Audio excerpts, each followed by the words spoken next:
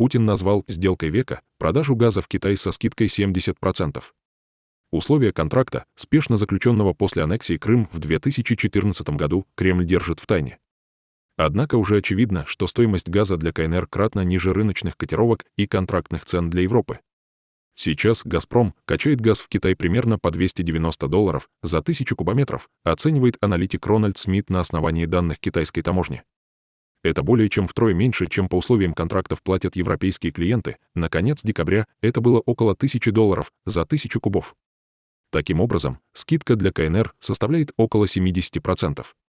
Силу Сибири практически невозможно будет окупить из-за высоких расходов на ее строительство и низкой контрактной цены, говорил ранее партнер и старший аналитик консалтинговой компании «Русэнерджи» Михаил Крутихин. Еще в 2017 году министр энергетики Александр Новак, выступая в Госдуме, сказал, что это не коммерческий проект. То есть он не окупится вообще никогда, говорил Крутихин.